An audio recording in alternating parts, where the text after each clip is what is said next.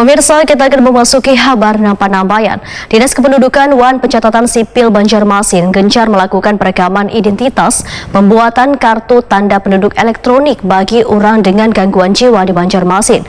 Perekaman dilakukan dengan mendatangi ke rumah-rumah warga dan keluarganya kada bisa datang, melakukan perekaman baik melalui UPT terdekat atau ke kantor Disduk Capil Banjarmasin.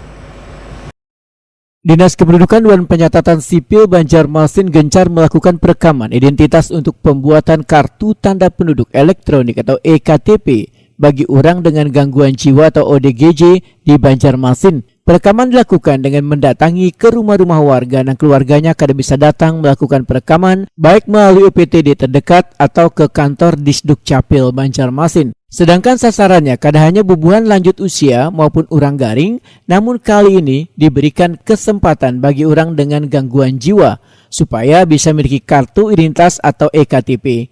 Demikian dipindahkan Kepala Disduk Capil Banjarmasin Yusna Irawan, Waitakuni Prima TV Baisukan Kamis 5 Januari 2023. Menurut Yusna Irawan, dibuatkannya EKTP gasan bubuhan ODGJ ini supaya mempermudah mereka wayah berurusan baik terkait pengurusan bantuan sosial maupun lainnya. Sejak Januari hingga Desember 2022, warga nang didatangi wan dilakukan perekaman, ujar Yusna Irawan, jumlahnya sudah mencapai 121 orang, khusus di bulan Desember ada sekitar 25 orang. Sebelum dilakukan perekaman, didata terlebih dahulu oleh kelurahan. Prinsipnya adalah semua warga negara itu harus memiliki data kependudukan.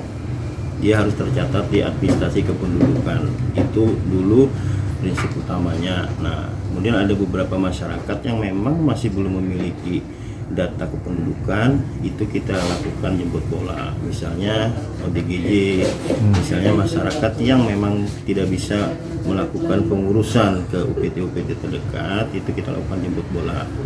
Nah, kita berharap bahwa pertama dia tercatat di administrasi kependudukan, kemudian yang kedua KTP yang dimilikinya ini kita berharap bisa dijadikan proses pengurusan bantuan sosial dan lain sebagainya.